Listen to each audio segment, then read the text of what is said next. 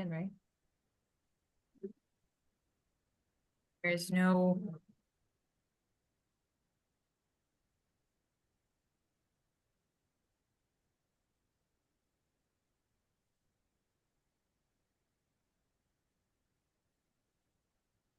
How about now, Doug? Now can you hear me?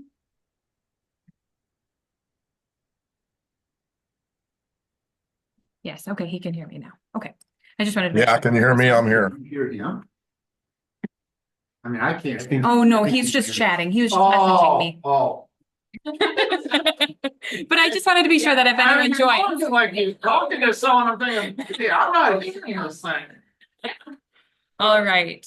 So. For you, Jay, what does that say? All right, so today we have Matt Bickle here with us from Wold, who we have been working with for quite a while. Wold joined us in 2024 to work on the Village Hall and police project. And so I'm just going to kind of go through what we're going to talk about today. So we'll talk about the project history, timeline, and guiding principles. We'll show you all the site plan, and then some exterior design options that have been provided, along with our floor plans, opportunity for community input, some interior design renderings as well, project schedule, and then we'll touch on financing a little bit as well. So what I wanted to start out with is just a bit of a project history and timeline, just to keep everybody caught up, everybody on the same page. So this kind of really got started back in 2013 when Bray Architects was actually in the area working on Glacier Creek Middle School. And they stopped in to Village Hall to talk with the then administrator, Matt Schenke, about the potential for a survey. And there was some significant flooding in this building at that time. So that was what piqued the interest. So that's when they did a space needs study in 2013. So there were some key themes that kind of came out of the study I just wanted to highlight. So they highlighted the current building issues in our current space. So it not being ADA compliant, some mold and mildew issues, security issues, flooding, and out of that study, they recommended a building that was about 15,000 square feet. So that was the space needs study in 2013. And then in 2016, there was an update to the space needs study. The Village Hall and Police Department square footage remained the same, around 15,000 square feet. And then they had added on a community center concept. So that was an additional 22,000 square feet when they were talking about adding a gym, fitness equipment, walking track, locker rooms, etc. So that was the updated space needs study. And then the Beekner site was purchased in 2016 as well. And then Vandewaal did a master planning effort to kind of look at that community center. So just a little bit of a high level overview on that. And then from 2017 to 2019, the Life Foundation took over the community center proposal. So that was kind of that whole concept with the Village Hall, the police department, and the community center all as one. And then after that, kind of a hiatus in 2020 to 2021 due to the pandemic. And then in 2022, things started ramping back up again. So a subcommittee was formed of staff and then board members as well, President Langfeld, where the subcommittee toured various facilities that are nearby. So that was kind of the ramping back up again. And then just a couple of other key dates. Bourbon Road, the lot we have on Bourbon Road was purchased in August of 2022. And then this building and lot was sold in October of 2022. And then in 2023, we did the RFP for the architect and obviously landed on Wold. And then in 2024, we held our first community input sessions back in April of 2024. And then our core planning group formed and has been meeting regularly with the architect. So like a couple times a month. So now we're here today. And then I'll throw this over to Matt.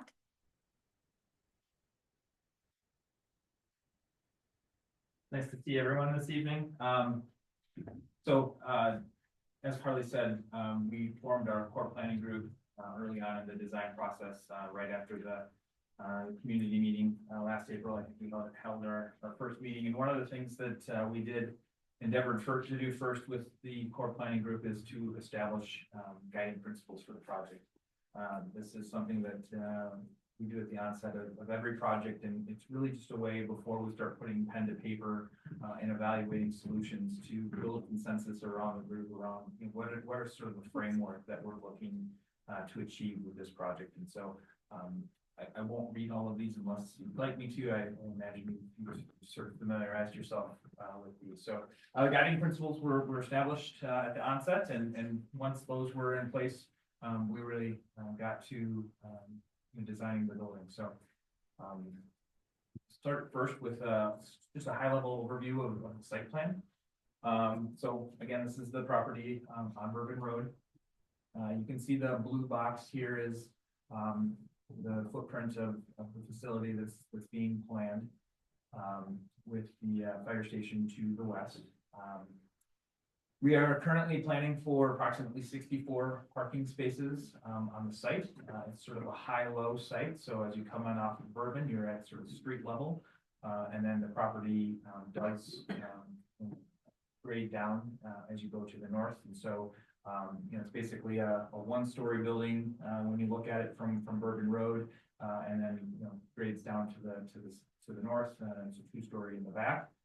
So you have approximately 29 parking stalls in the front for sort of the day-to-day business of the public coming in, as well as board meeting activity in the evening, and then the balance of the parking is in the back, so that would be primarily staff parking, as well as then providing overflow parking for folks that are looking to access the trail, access to the downtown, any of the other amenities in the area. You will see then specifically on the west side of the building plan, we do have kind of a trailhead shelter and access to community toilet rooms, so that you can access those restrooms from the exterior of the building when you go in. So again, that would be an amenity that supports the walking trail and the bike path and all of that stuff.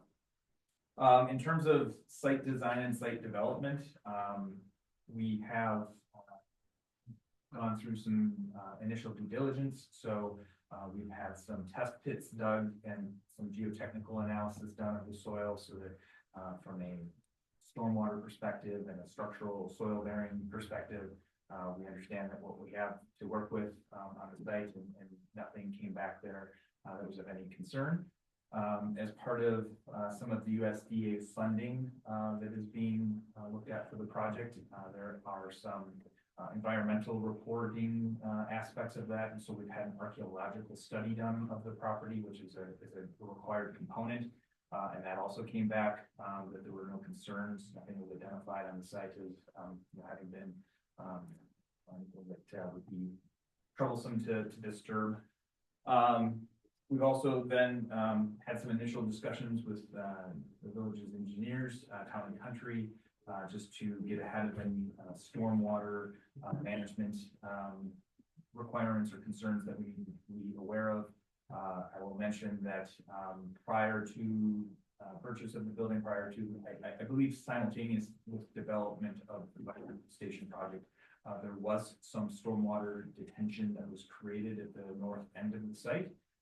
And so the good news was that that was sized accordingly and should be able to accommodate our building. So that is a benefit as well. That we meet the stormwater runoff and management best practices by and large using the detention basin that was created at that time. Any questions on the site plan before we move on? Cameron? I know there's the drainage ditch there, but would there be any way to kind of connect over to the pathway that runs up by the fire station's parking lot there on the west side? Excellent question. Yeah, so the ditch is there. We can cross the ditch. You can put in some sort of culvert and basically a bridge structure, if you will. We're not showing it that way at the moment, but what we're representing is sort of, I guess, the worst case scenario, from a ADA perspective, the ramp that it would take to go from the elevation of the path on the, adjacent to the fire station to our elevation, we can't do that without some switchbacks. So this is what is shown right now is kind of the most economical approach, but our engineers are still studying that. So we've discussed this at the core planning group level, and we know that the desire to make a more direct connection without having to go all the way up to Bourbon Street would be the certain preference. So you said that it goes downhill, right, as you go north, that's correct, right? Yes. Okay, so if you moved, could you connect at the trailhead, or do you have the same problems if you were up at the northern parking lot going west? Well, that's even steeper. That's even steeper there? Okay. Yeah. That trail drops a little bit. Okay, But the fire department early on, if you look where the 5th parking spot is for the fire station parking lot, that's where the outlet from their building is. We would be able to, they're okay with us filling that ditch all the way up to Bourbon. So we could, but that doesn't change it. You know what I'm saying? That doesn't change the grade. So, but as long as we have a way for ADA, we might be able to do another one as long as that doesn't, all of them don't have to meet ADA. Correct, yeah, as long as there's one. I have one more, I guess. Yeah. What about the possibility of even connecting the path kind of at the trailhead going north up to that back parking lot? I guess I'm wondering if there's like a really big event, or even if you want to go to Xander Park, right, you're gonna maybe park closer back there, but then your only way to get over the trailhead is to walk all the way around the building the other way. Well, that's a future thing. We could put a bridge in. They had talked about that at one time. The bridge, is that not just, Oh, yeah, you'd have to bridge it. There's the gully's there. The drainage is there. The drainage goes from the fire department all the way down and it wraps around, it follows the trail. okay, So we'd have to do a bridge, kind of like at Bear Park. I assumed it would be flatter there after the construction, I guess, for some reason, but okay, that makes sense. Judy?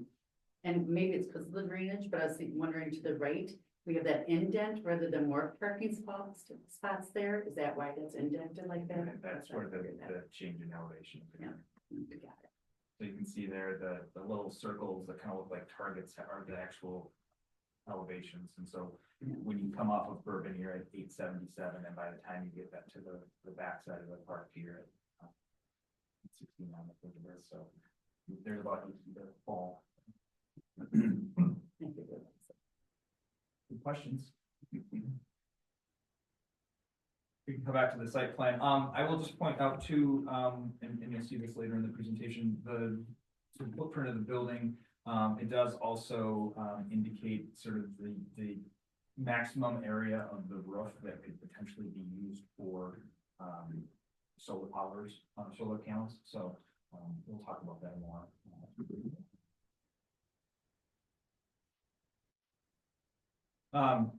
So starting with sort of a discussion about the building's exterior design.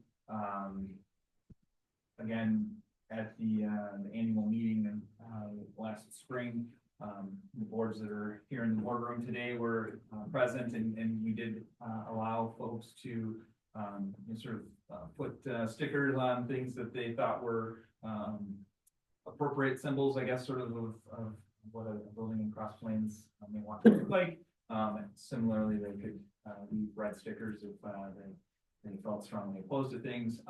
The items that garnered the most green dots were the contemporary building, the stone and metal imagery and materiality, and then a preference for obviously providing some sort of outdoor space. So with those as some jumping off points, then talking to the core planning group, we also then looked at some other facility precedents in the area that were identified as appropriate solutions and things that folks I think identified as things that would be great representation of community and sort of an architectural style. Yeah, just a quick question, Midtown District Police Department? But, I don't know, I don't think I about was that. familiar, well, no, but Well, I know you're familiar with it, but. Well, I it didn't has the think about mix, it had the mix of metal and Okay, so stone you're that just people wanted, so, Picking a bill, okay. yeah.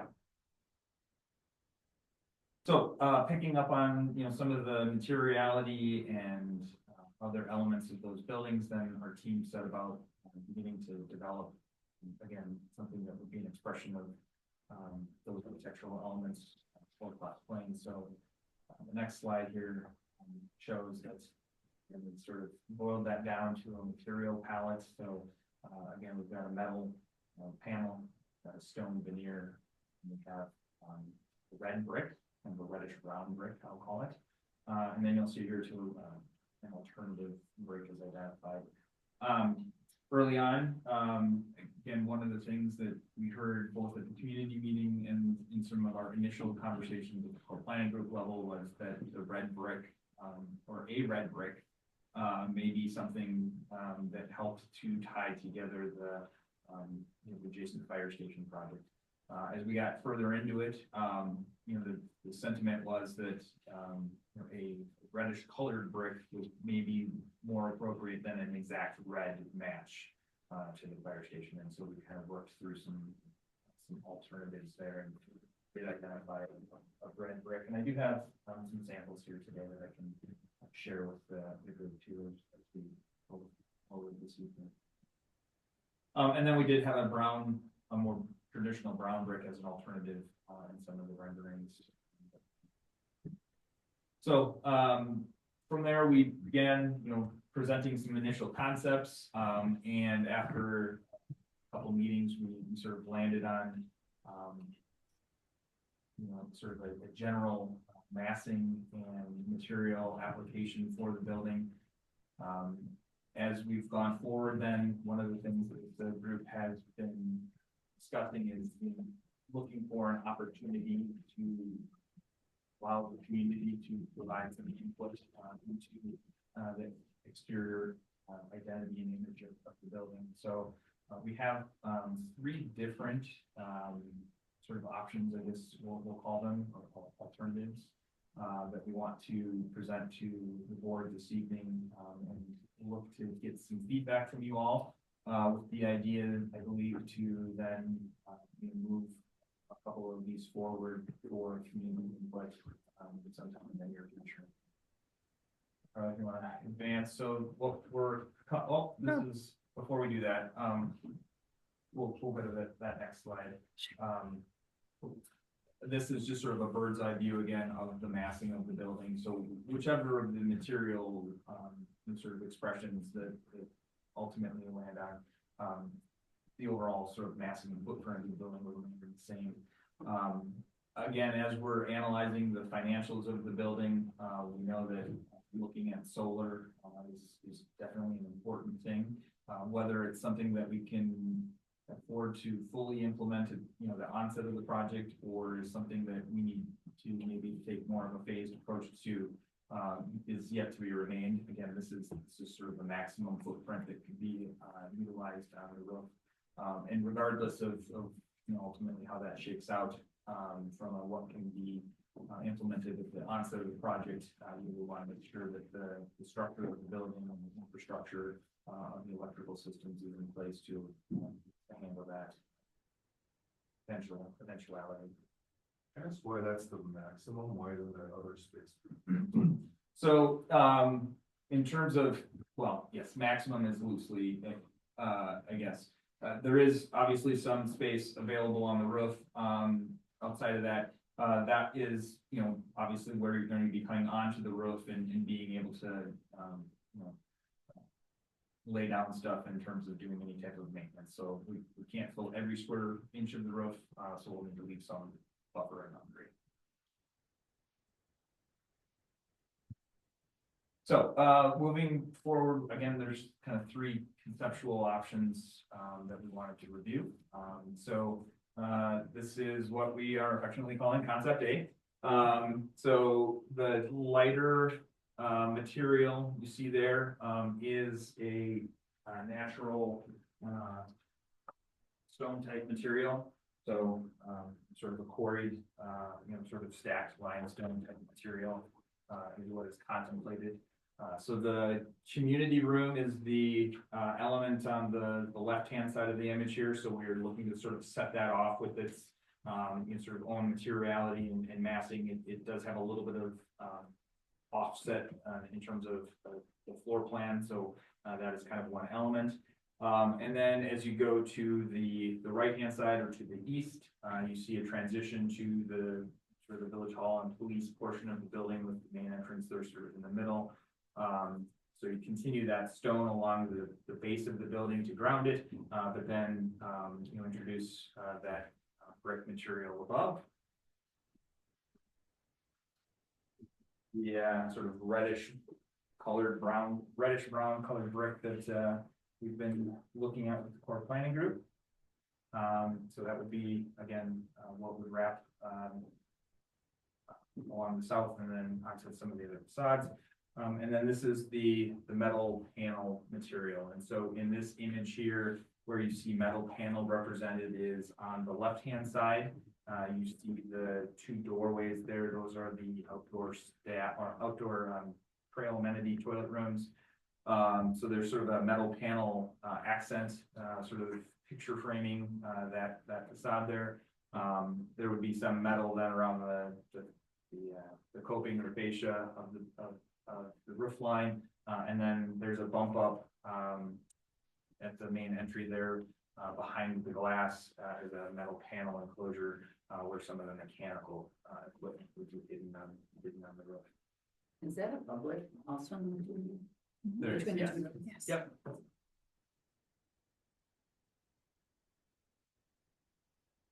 Someone say water. I was cool with public. Yeah, Mhm. absolutely. As we look at the next slide, this is a continuation of concept A, moving, to the east. So this would be basically the curb cut off of, Bourbon, on the eastern side of the site. So again, you're looking the other way now. You see the building starting to drop off, as it grades to the north, along the right-hand side there. But both the village hall and the police department, areas are accentuated with, punched window openings. Obviously bring a lot of great natural daylight into the workspaces. The high rise at Seabrooks. Is Is there something I don't know about, Jay? No, that's Okay. just, there's kind of a mountain behind you too. Yeah. That's like, Oh, yeah. Or a landfill, maybe. Just kidding. oh, yeah, rich people. Then, going one more view now from down below on the north side, kind of looking back up. Again, the community room is, kind of in the foreground on the right. See again, those toilet rooms and the bubbler on the far right. And then, village hall and police offices on the second floor, again, continuing to wrap around. And down here on the lower level, you see both, some doors that are staff access, and also, single garage door, access on the back side as well. Yeah, Cameron. Is there any reason that when you're looking at the back of the police station there, that the lighter colored brick just doesn't kind of extend all the way across under the windows? Is that just an aesthetic choice? Or? Yeah, no reason that it couldn't. Again, it was just Design. the design, Again, as we move forward, we've got some different options to look at. So concept B introduces a little bit more metal panel into the facade here. So the all stone mass that is the community room on the left there is now more metal, kind of a hybrid of metal and stone. The elements on the village hall and police to the right pretty much stay the same in this option here. I'm personally more of a fan of brick at the bottom and places where you salt, because after 10 to 15 years, the salt starts eating away metal at the bottoms of buildings. Yeah, yep, and that's why you'll see in all of these, we don't bring the metal all the way down to the ground, and that's a great point from a maintenance perspective. Salt will eat it, you know, it's susceptible to, you know, we've got mowers or blowers or snow blower, anything, you know. Metal is obviously not as durable as masonry.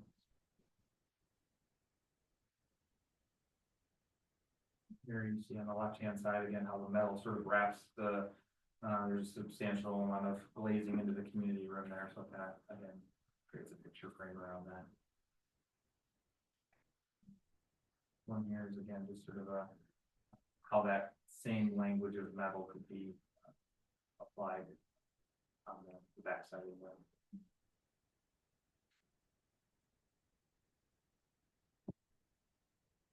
And then concept C is, again, taking the metal to another, for the next level of implementation. So now you see that, pretty much the entire, south facade of the community room is now metal, still maintaining the stone base for those maintenance purposes.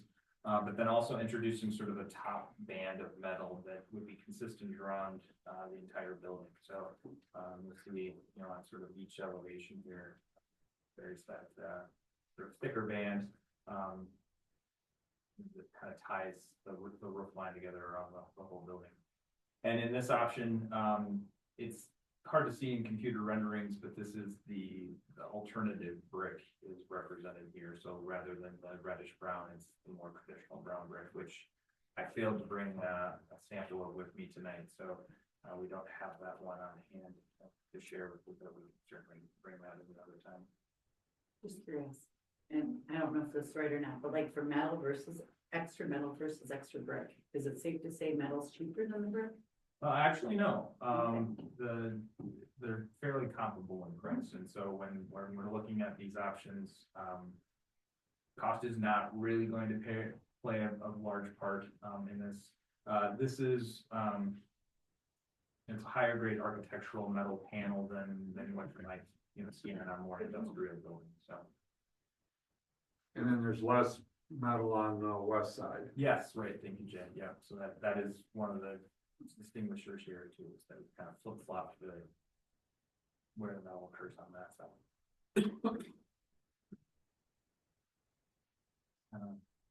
Look at it from this angle. So again, the slightly different brick color is represented here.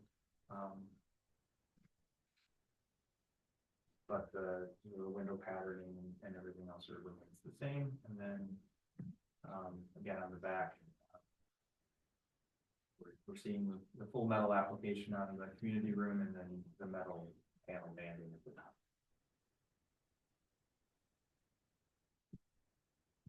So I know that's a lot to absorb, and so you've had a little bit of a chance in the packet to take a look at this, but curious if there are any strong sentiments on any of these, or I really like C compared to the other two. Can't really put my finger on why. I don't know if it's the redder brick. I don't know if it's the more metal. It is the more different back view, toward the river, the police station, because it doesn't have, the kind of bookends and that. the different colors and stuff like that. But I don't know, I kind of looked at A and B and thought they were okay, but I really like C. But I'm also not a designer or anything like that, so We're I here, would we're here for really your, defer to the community. I mean, ultimately. well, and it's- we will, but that's why you're seeing it first, so we get input, so when we go to the community, there's the choices that we offer, people are comfortable with. Right, there's no sense going to the community if we're not gonna take one of the choices. So we wanna do that, and that's what we're doing tonight. You get to see this, give input, it's not one way or the other, it's what we wanna hear from you, because while these are three options, there's certainly still the potential to make small modifications to all of them, right? Yeah. I'm with Cameron on the front of the concept C, but I'd almost like to see more of a hybrid as a B is on the back side of the building. Cause the other one just looks, can't put my finger on what I want to use to explain it, but it's just kind of. B looks a little more broken up, a little differentiated, whereas C is just kind of like, here it is. I don't know. Again, not a designer. I think more so like the side where the police station looks more broken up and B than what it does here. Sure. So I'm the opposite. I actually preferred my A. I wish there were maybe some ways that we could kind of warm the buildings up a little bit because they are so boxy and this is a community building. I just want to make sure it's really welcoming looking and also because it's so close to the creek, that's why I kind of go towards more natural looking and like the stone. So, and I think because it's lighter, it maybe makes it feel just a little warmer, a little softened, because the metal just comes across really harsh to me, but because it's not, I realize it's a business, but it's also from our community. And then another piece of it was I was really hoping to see more elements that tied it closer to the library, like beams or something like that, when you look at the library front structure, because this is very, it's just, very boxy. But what else? Oh, sorry, one more thing. I also wondered if there was some way we could maybe incorporate some murals on the back or something to really, that would really soften it up, I think, but and tie in nicely. Yeah, we could do that. You don't want to do that now. No, but I mean, I Yeah, think like. that would be a that kind of- community thing. That would Right, be- but I wanna be thinking about that when we're Yeah. planning it, because what you put that on, that makes a difference too. Yeah, kind of what you're talking, I mean, the bank did something like that. They had a big wall that was open and. they- Yeah. Mhm. Yeah, Yeah. I see what you're saying about B though. From the front. yeah.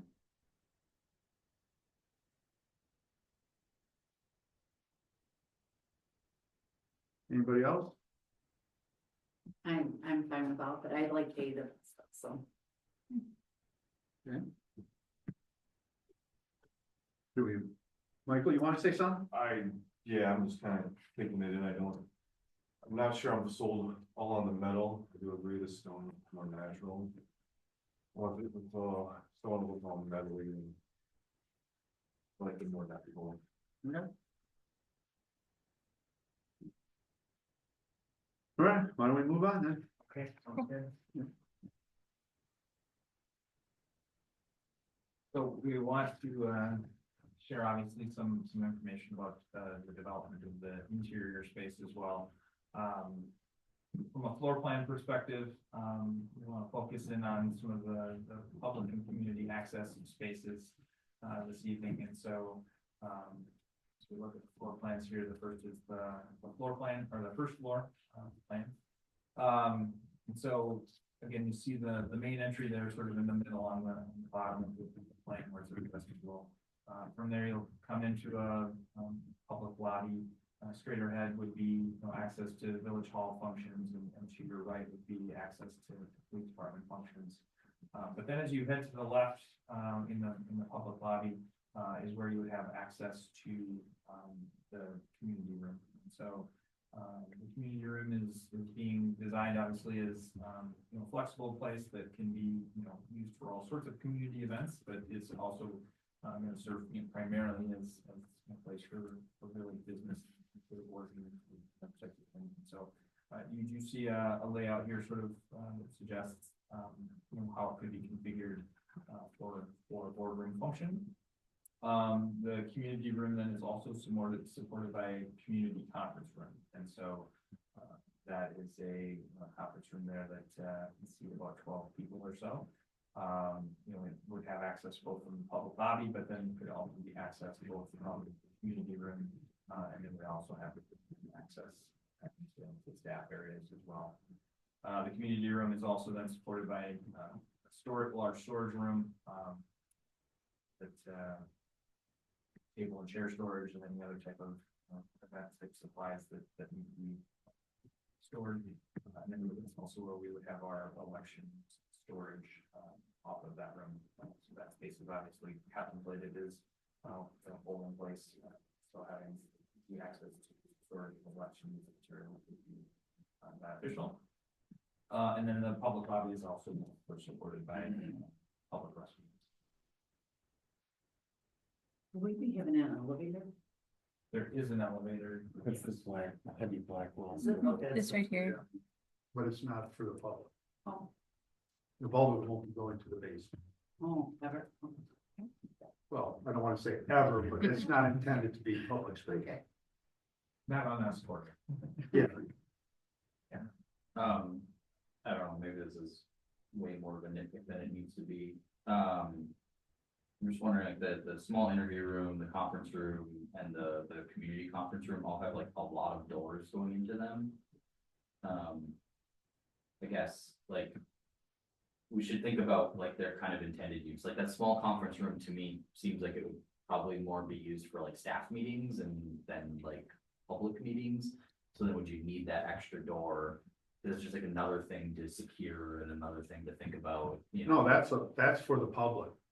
The the one in the green, that's for the public. The community conference room isn't for the public then? Yeah, the community one is, yeah. Which one are you referring We're to? talking about that one in dark. Oh. that green.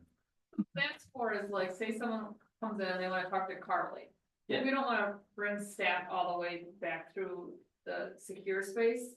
So then Carly would come in from the secure space into that room and the public would come in from the public and then they would just have a conversation. So we wouldn't bring the public all the way back to my office. Yeah, I get that, but now you have a door that the public can get in, and then there's like another door going into the secure space. You know, it's more, you know, would it be better to bring the person, just have the one door, you know, if they came in through the lobby and then took the right, and you have one door, and you have to worry about two, I don't know.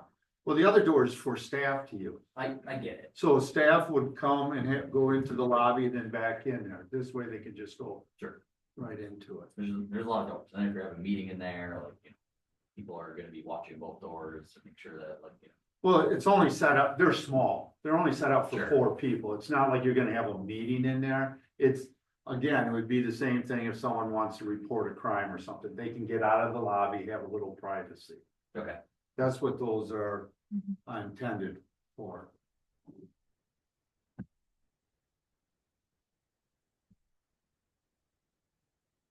So I think it's a great point, and Dave's explained it, there's some rationale behind it. I think that room is, you know, one that we can continue to evaluate and discuss. I think there's some functionality to having the 2 accesses into the small interview room from a police function standpoint. Obviously, we want to have that be a secure environment, where staff police don't have to come out to the lobby. And then with the community conference room, the idea being that is sort of a pass through from the stair and elevator core in the back. And so conceivably with the elevator and staff access on the lower level, you do have the opportunity that board members or whoever may be able to come into the building securely from the north side and come into the building and up into the community conference room and then into the community room without having to go through the public lobby.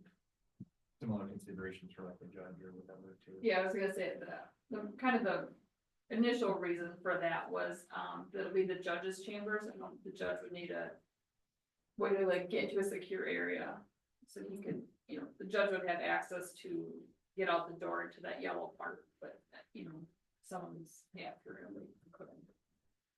That makes sense. It's So- kind of a, Yeah, this is a yeah, it's a multi-use room. room, so the judge needs privacy for talking to defendants if need be and stuff, so you want the door from the community room into that conference room.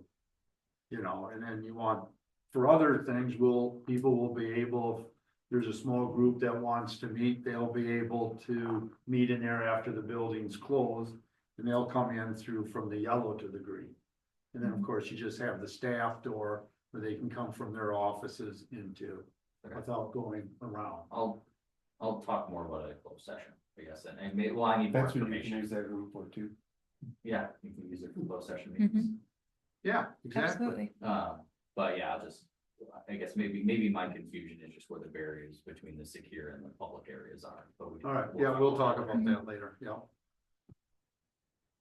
And then there's a basement level floor plan in here that, really just depicts that there is no public space in the level, so.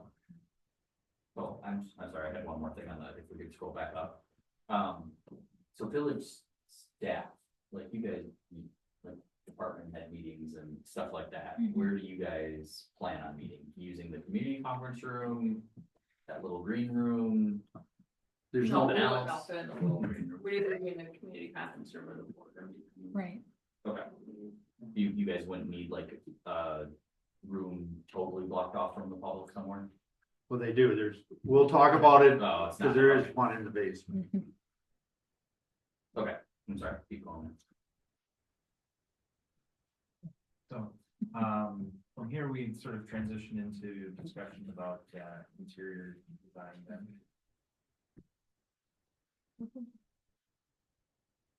So again, we've, worked with the core planning group to sort of dial in on an interior material finish palette.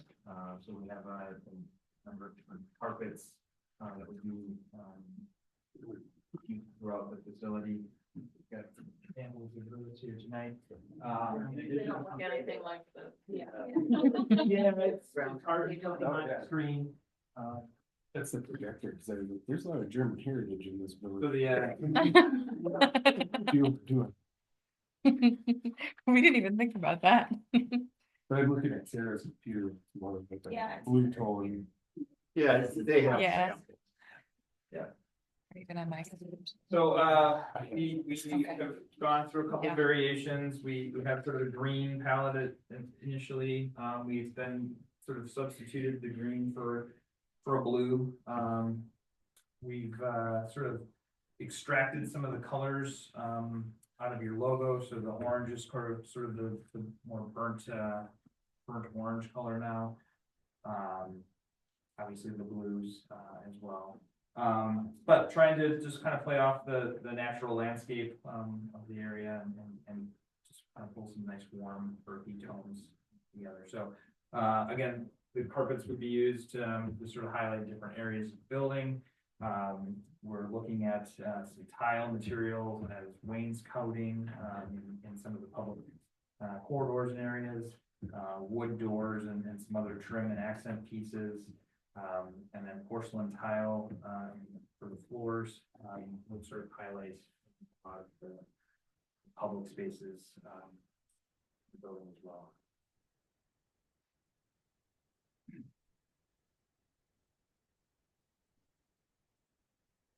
A couple interior renderings then, so this is, in the main public lobby.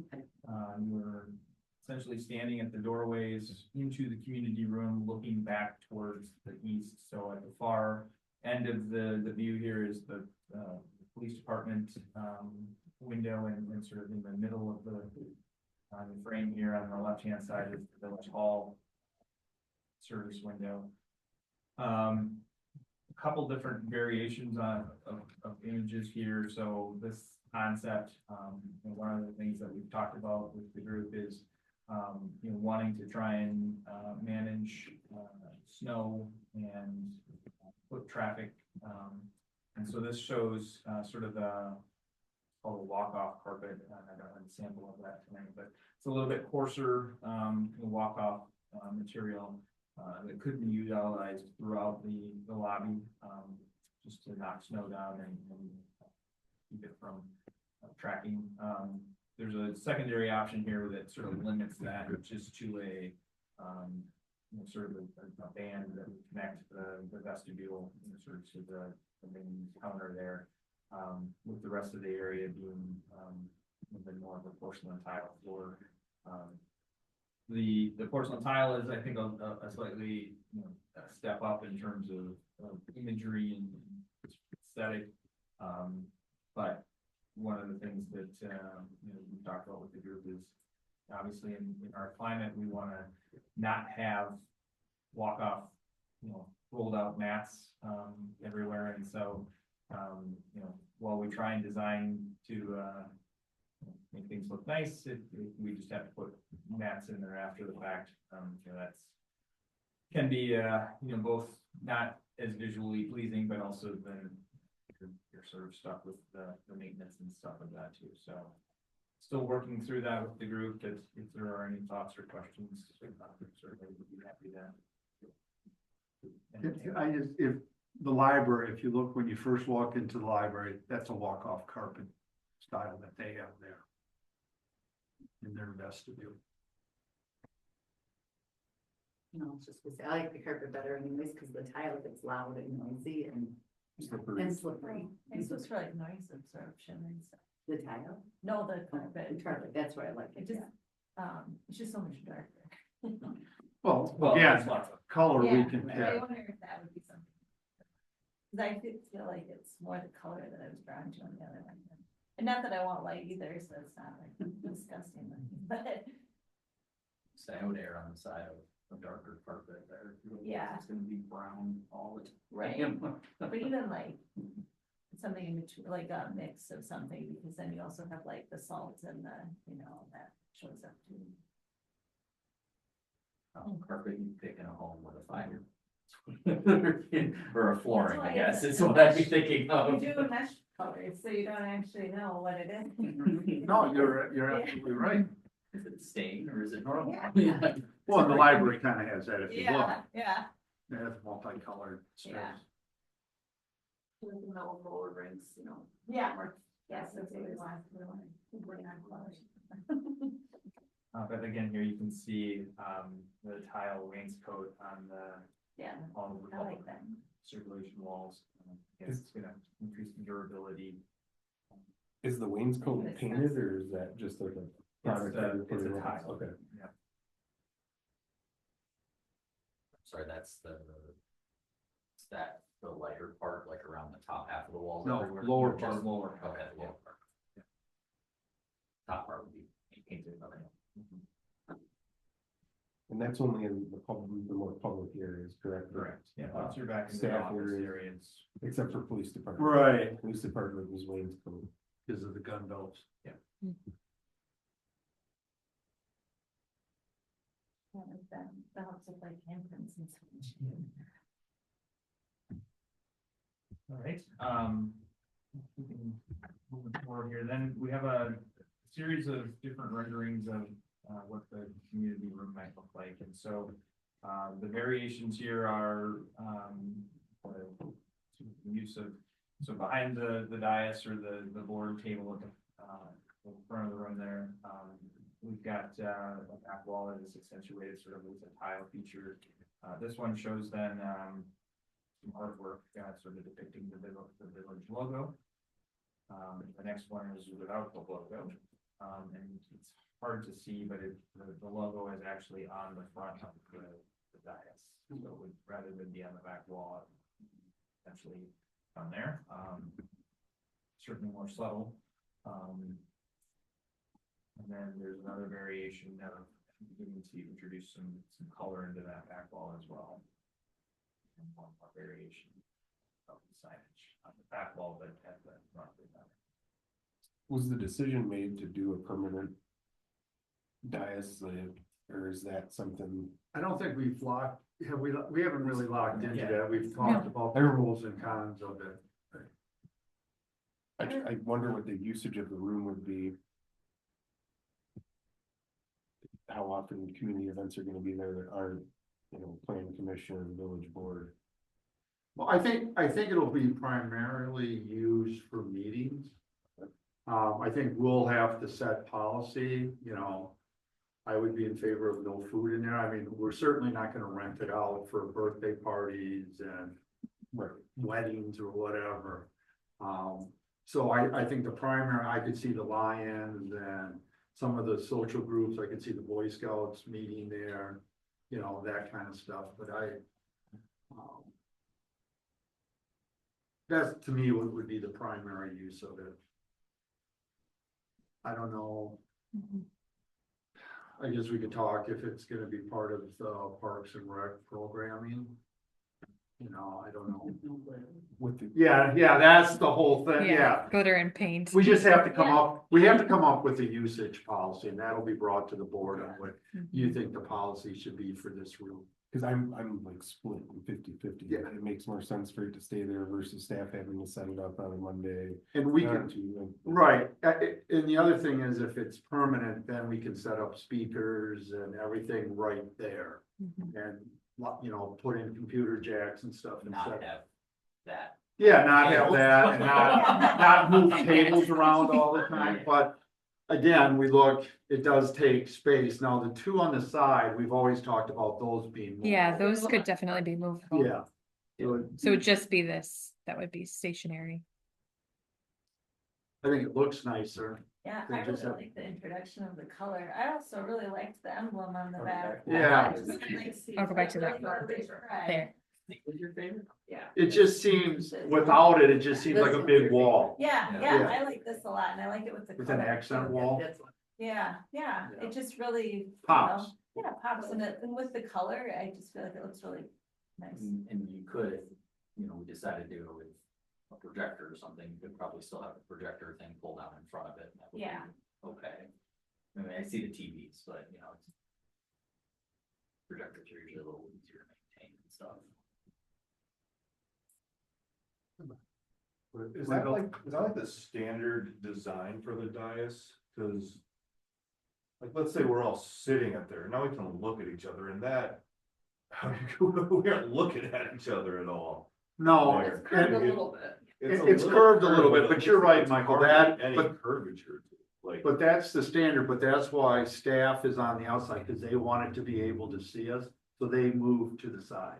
Which I understand that. Yeah. But still, the, I think it's So because you you've won't never see been at one like that, right? Yeah. Cause that's what I was thinking, I was like, I kinda like the horseshoe, cause I can look and see Sarah, look forward, see Doug.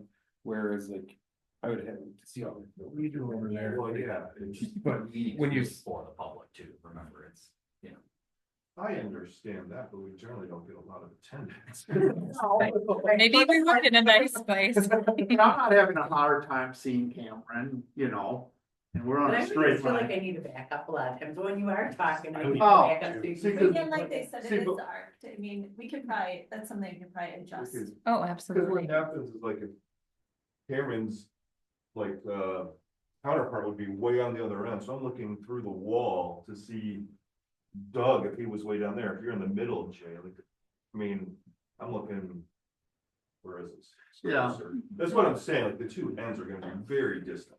Yeah, But that's true. If the audio system actually works, you know, you'd be speaking in microphone, and even if the person is very far away, it would be coming out through the speakers, so they could hear you, even if you couldn't quite see them. I understand, but seeing the verbal communication. Like, you could get up and So walk I over. guess what I mean, you're not suggesting we actually make a horseshoe. Oh, I don't know what shape, I don't know of a horseshoe, but it needs to have more curvature to it, I mean, I just don't know. We're just, we're, Set it up in taking- here. we're taking up a lot of space, that's the only thing, that's all. And that may be an advantage of not having something that's permanent, is that you can reconfigure it. But to your point, the technology solution is then different, and not really as easily plug and play. Do you think you could curve it enough that you can kind of see each end? Yeah, we can definitely play with the. They just come out to the middle of the room farther too, you know. so. Yeah. Having. The only other meeting room for like public meetings I've seen is the city of Eau Claire, and at least when I was there, it was set up basically exactly like that. If no one shows up, we can move to the smaller conference room. Exactly, there you go, exactly. This is how most of them are set up, similar to this. Unless you have like this Madison City Council where there's 21. Then that, they have the mayor and everything up on top, and then all the alders and stuff are in front. That would be a drawback if we ever got 21 board members. I don't think. We'd have to have a flexible solution then. Yeah. In a bigger building. But yeah, more of a horseshoe shape, not quite that. Smart bad. curvature. Well, we can look at, and I think I think if you, even with that curvature, I am pretty sure the person on the ends can see each other. My other question would be more for Bobby for like elections, would the.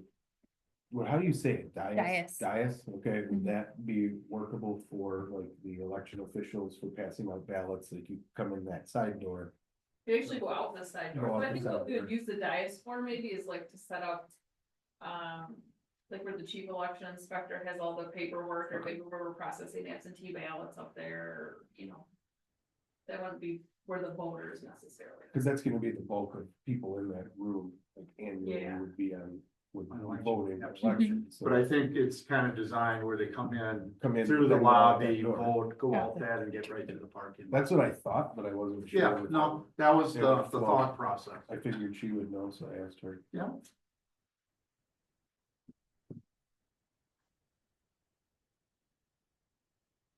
Next one.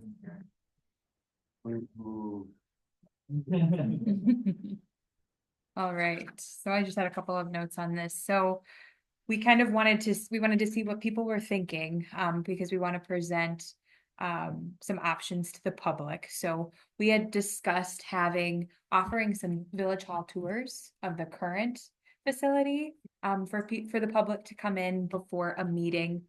We were thinking the February board meeting, that people could come in and see the police department and could see the village hall, just to get an idea of, why this is important. And then holding a second annual community gathering. We were looking at Tuesday, March 4th. So just kind of doing a presentation, not necessarily the same one, but a presentation and update for the public to attend, and then having some opportunities for them to react to different options. So a couple of exterior options and a couple of interior options, both of which the board would definitely be comfortable with, but just giving some voice then to the public as well. Do we, Any of it. did this work? Did people like this? Yeah, We could, maybe do something similar. we were talking about that, and then if we did it that way, what we were thinking about is we leave it open until the Friday. We have the public meeting on Tuesday, then people could stop at the village hall if they didn't have an opportunity to attend. And they would be up until Friday, and then we look at that. I would say we could trim down even options. I mean, I don't think any of us really talked much about option B for the exterior. Yeah, So we I were think we got looking- A and C. So we could do A and C, Yeah. even for the interior renders of the boardroom. I don't think anyone really liked any of the options that didn't have the logo on the back wall, so Right, you could just omit the. Yeah, we were looking to keep it simple, Mm-hmm. 2, maybe 3 at most, but we were kind of weighing at 2 each. I'd like to see like a metal brick, like a percentage, like some way to. Yeah. And what we'll do is the same thing. We'll do what we did here. We'll have those options. They can vote, but they can leave a note. So like the email guy, can you do something in the back to break it up? So I like this, but can you do a little bit more? And then we can take that into consideration. Mhm. Like the fire station, they put those squares in, along the front of it. So, like I said, we just want to get input. They're not, because they're the 2 options, whatever one is most popular, we'll probably stay with, but if there's comments and other people want, a little modification of bringing the stone all the way to the top or something, we can do that, we'll do that.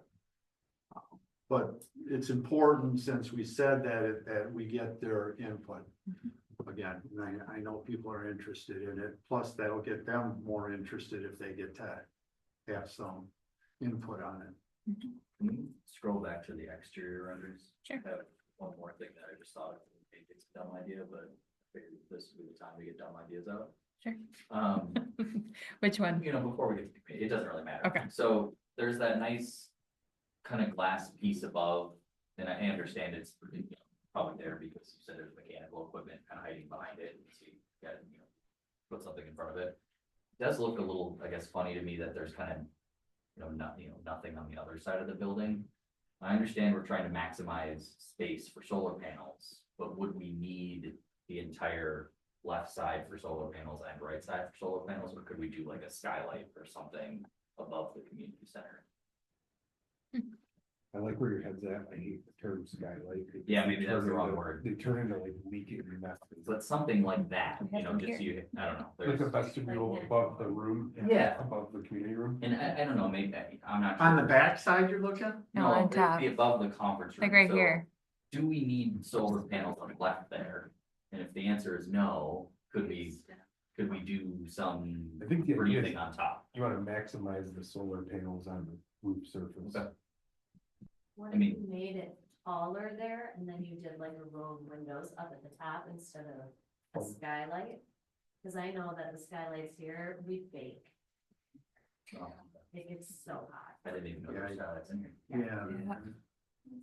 So you just wanna break up the roof line I over don't the want to. community. It was just an idea, cause Like another row. of Well, Well, I'm just trying to understand. when you look at them.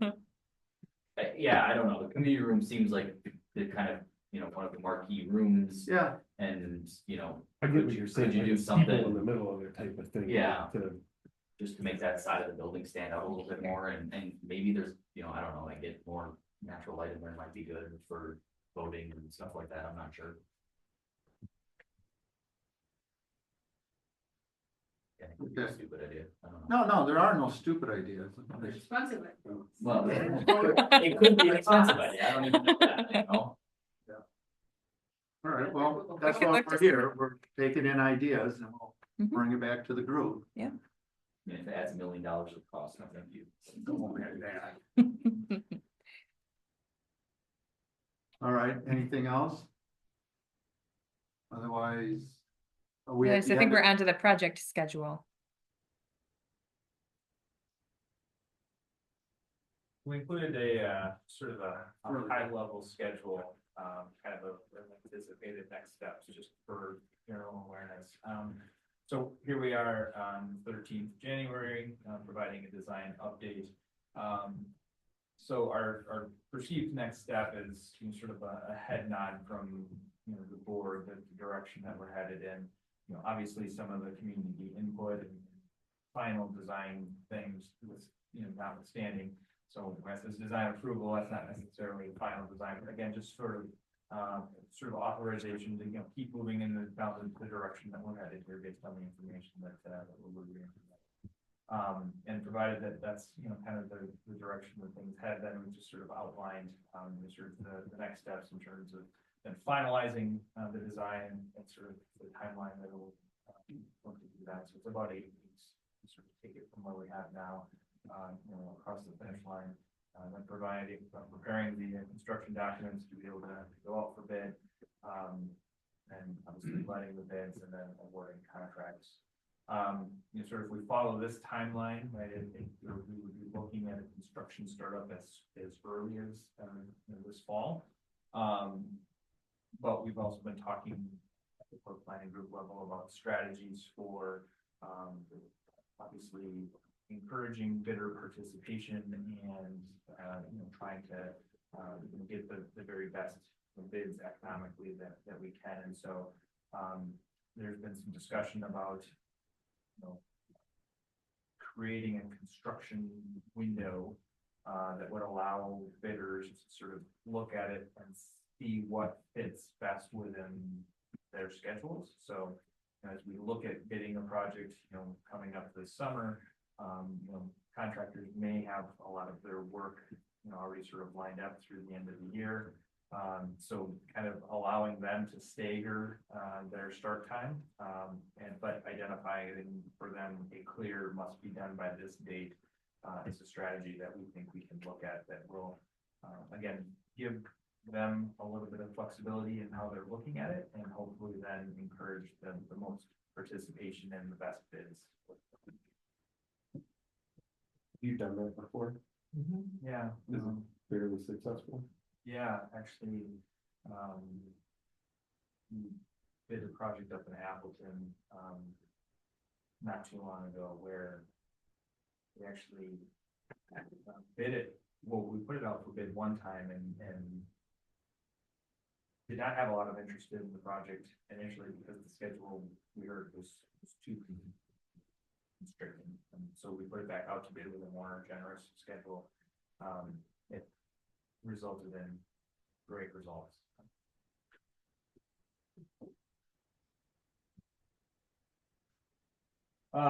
So then the last piece that we have to discuss is financing. So this slide is in here just sort of to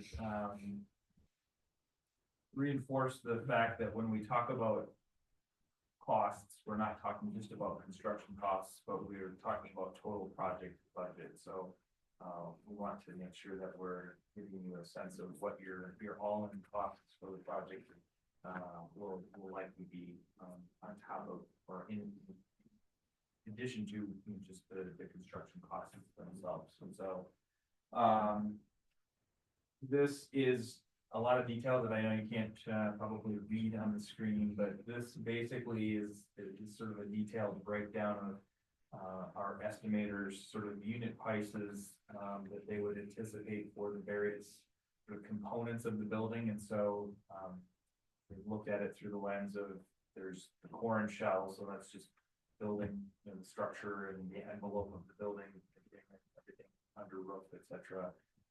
And then the build out of the police department space has a little bit different price point, just based on the level of finishes and some of the security things in that environment at a different price point versus the village hall build out, which again has a different price point for some of the community use spaces. And so you aggregate that all together here, and it comes out to on average about $350 per square foot is what we're estimating for construction costs at this time. And so we've got a 17,275 square foot building. And so on the next slide, you kind of see how when you apply that, we're looking at a building construction cost about just over $6 million. We've then got some site construction, so just the mass grading of the site and the construction of the parking lot and then everything outside of the building, some utility work. Budgeted, estimated that rather than another $750,000. And then we're representing a construction contingency here. So obviously going into the project, advised that the village be carrying a contingency for a number of things that come up during construction. So construction costs we're estimating right now at $7,172,340. Soft costs, these are characterized by other costs that the village will bear during construction. So construction testing and any fees associated with utility connections, commissioning, those types of things. And then obviously furniture, equipment, and technology budget. Starting to work with a furniture vendor to put a little bit more definition around the furniture budget for the project, but right now we're carrying an allowance for furniture and then obviously the equipment and technology that will fit the building. So right now, total project cost we're estimating at $7.7 million. We go back one. So I guess so looking through these numbers, not an expert on any of this, but the one that did jump out to me was the interior construction. Someone was like double the village hall side of things. And like there are other places where there's like a more expensive thing, but it kind of makes sense. Like the design contingencies on the core and shell makes sense that it's a little higher. But I guess what's going on with the police one there? Sure. So it's a number of things that contribute to that. We've got a little bit more in terms of the durability of the finishes. We talked about carrying some of the wainscot through there.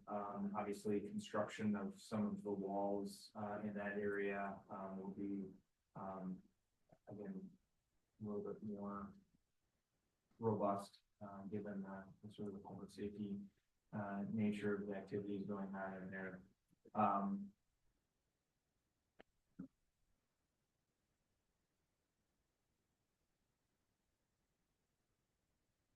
Do you see construction material costs going up significantly between what's happened in North Carolina and now the fires in California? Or do you think we're far enough from that we might be safe? Because I'm just wondering if that's something that wouldn't be wise forecasting in. Sure. I can't tell you right now what the impacts of the fires will be. Anytime there's any type of natural disaster, though, it does tend to have some impact at some, point in the food chain of supply chain. It's hard to say what that will be.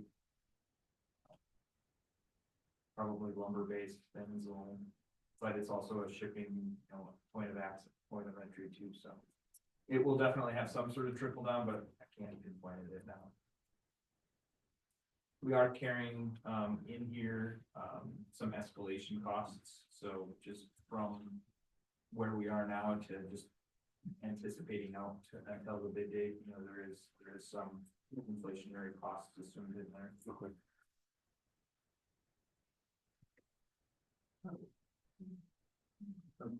Could you remind me what what we have in the SIP for this, or it's somewhere? Well, we're gonna talk about that when we hit capital, but we have 5 million. Okay, I was gonna say that number seems higher than It is, what I recall. but we'll talk about if we get through this, then there's a part that Bobby and I will be taking to help you. My question. Michael, go ahead. This was this question I've been asked a few times in the village. Is this building just used like a standard HVAC system or is geothermal been considered? But a few people question me on that. We are not planning geothermal. Was it ever considered? I think we've heard that word a couple times. Yeah, We talked. it's been discussed. The geothermal, is, a very sound system. We've definitely used it a number of times. It's a more expensive system, I think, is probably what has driven us away from it at this point. You mean like an initial cost? Yes. So on a building like this, what would you think it would cost over? Do you have an idea or? Sure. I would say it's in the 6 figures, probably. So, yeah, like $100,000 more. Yeah, 100 to 200, somewhere in there. Do you know what the cost saving would be, which is energy usage? So geothermal will make you more reliant on electricity, and less reliant on natural gas. So your natural gas bill will go down, your electricity bill will go up. I haven't studied, for our region here, the sort of payback period recently, but just from past experience, it's typically been in the 10 to 15-year range for geothermal. Do you think this building would be a good potential place to use that?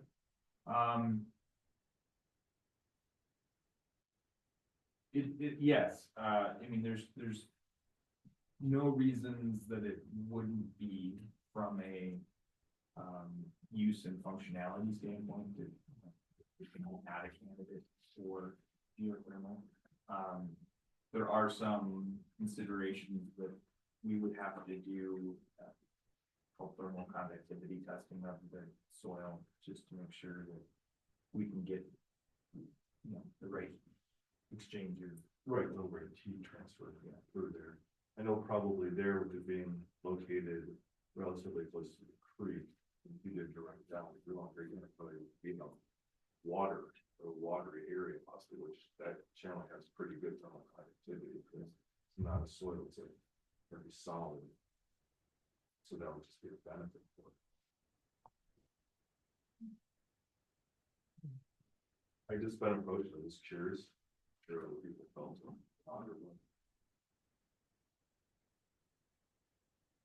Thank you. Yeah, I mean, if there's interest in exploring it, we certainly can. The building's set up for, like, where the mechanical would be, all the equipment would fit in there and et cetera. Yeah, yep, with geothermal, you can kind of, there's a couple different ways you can go about setting up your mechanicals. You could have sort of a central plant, which is what the building would support now, or you can go to more of a distributed heat pump model, which is more like residential furnaces zoned throughout your building. Yeah, no, the central area will come up and then be Yeah. distributed. So is the building gonna, I guess this is, how's it gonna be heated? Is it a radiant heat system or is it a forced air? Yeah, right now what we've discussed is a central boiler and forced air handling units. Air handling, like Brooks under. Then Brooks up air conditioner room, or Yeah, they would be, that would be like dual use. yeah, packaged units. Yeah. Whereas with the geothermal, you would need the air handling, but would you still do all the forced air changes on the roof? Yeah. So with a, commercial or public building like this, we will have to we'll have to meet the indoor air. Right. Yeah. So you, We can't rely on just like a radiant system or something. right, so you take it to the roof, doing the same heating and cooling through the geos. Thermal. Just, okay, thank you, I was just kind of wondering what the plan was, sort of.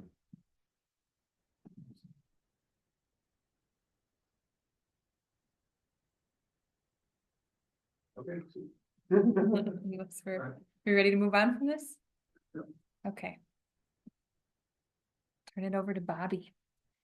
So the Finance Advisory Enhancement Committee, kind of took a look at operating expenses at our meeting last week, it was last week.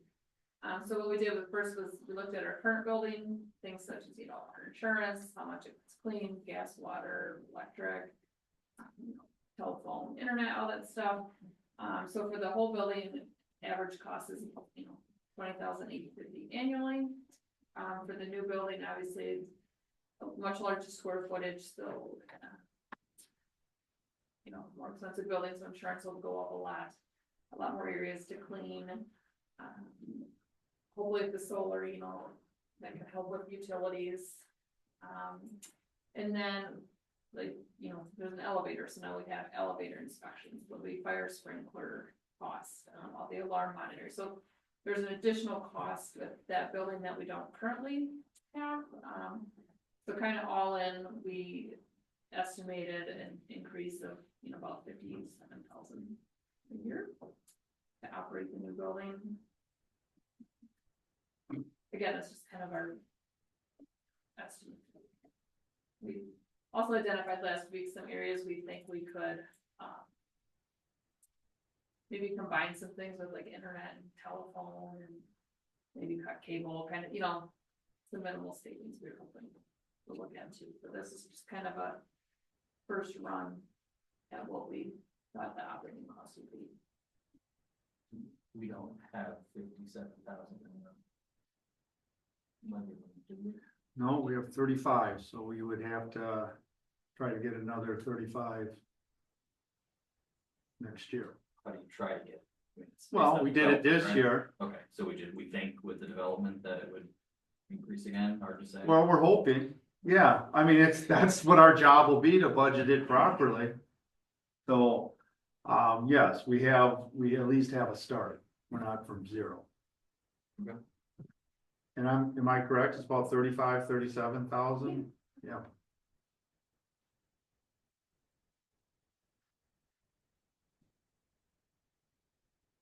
All right, and then I just wanted to, I don't know when you want to talk about capital. Do you want to talk about capital Well, now? why don't you just, I guess I'll be part of this. Okay, Go ahead, do your thing, and then I'll just add. okay.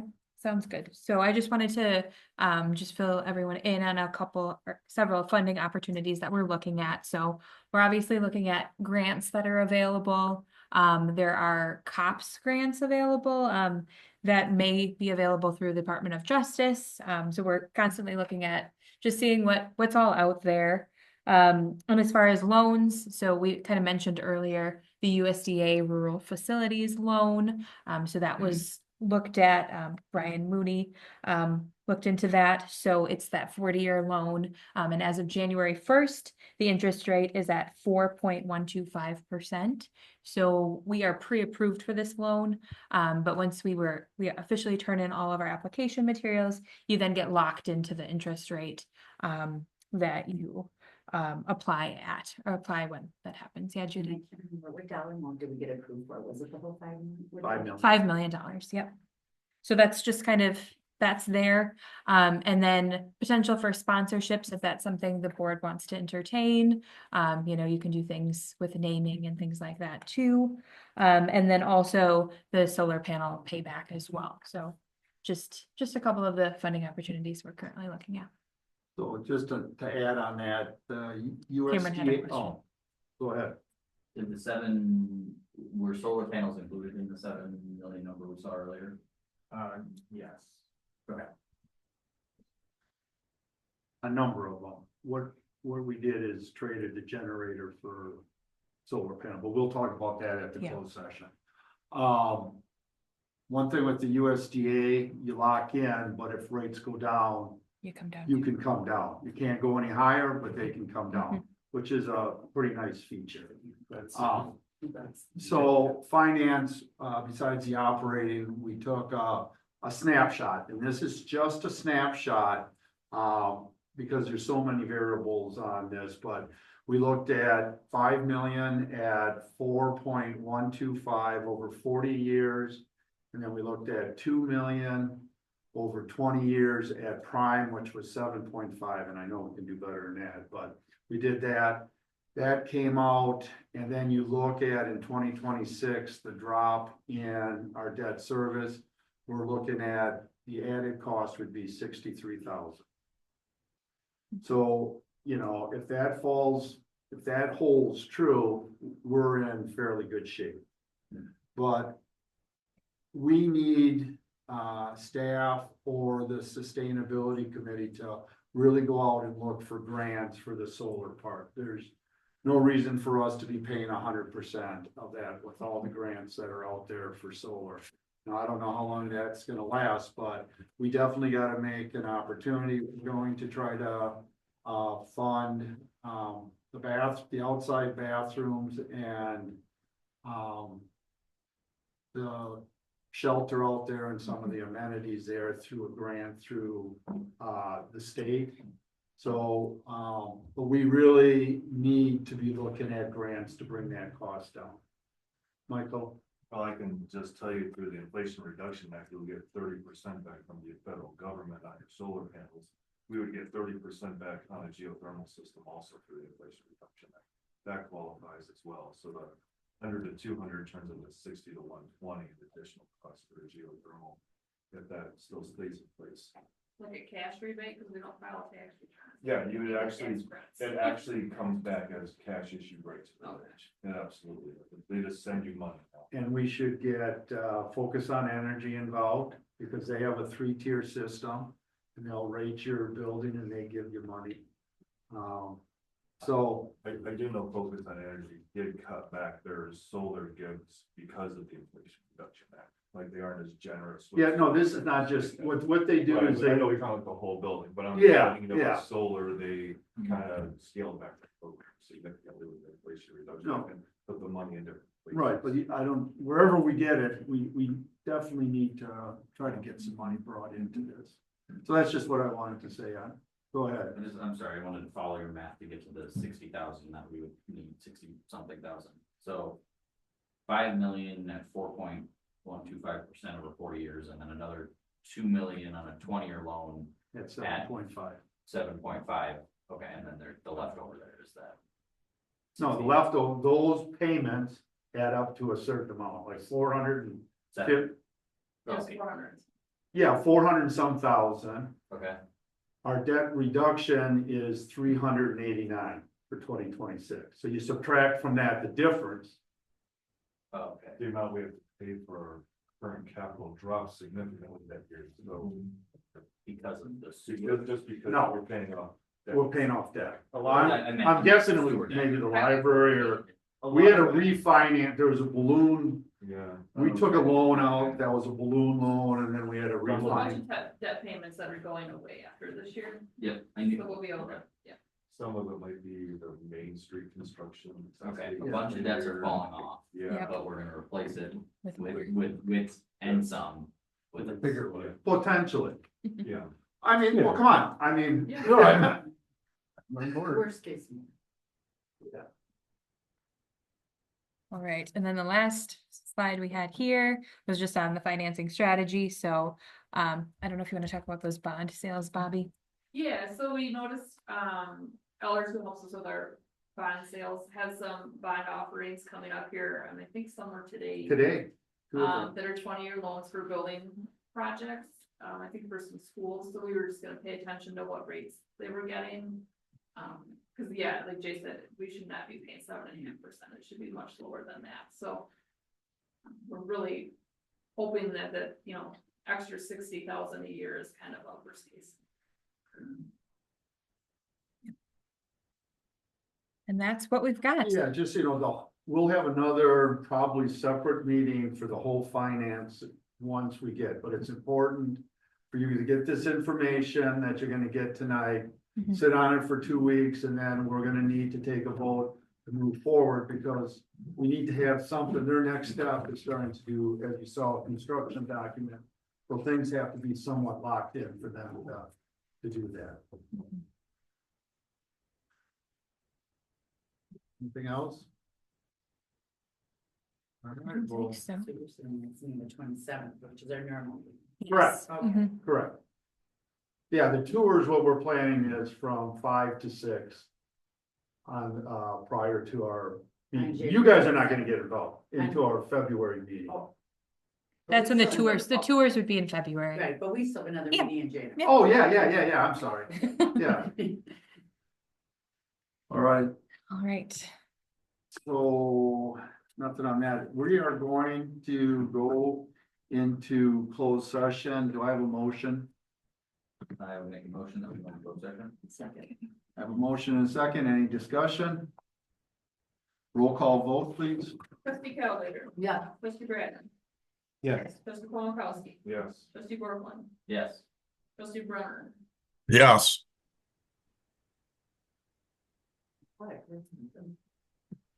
I don't think he's on here anymore. Wait, no, he is. Yes. Yes. Can you hear me? Doug, are you still on? Yes, he's put yes in the chat, so he Perfect, is here. thank you. Trustee Borgart, yes, and presently called. Yes. All right, we're going to allow the people who were on the planning committee, which is Becky and Tony to stay, and Matt as subject matter experts. All right. So, I want to get the right okay. thing up. Hold on one Yeah. moment. Stop recording. I did stop recording, but Doug is still on, so I didn't want yep, to that's cool. kick him off.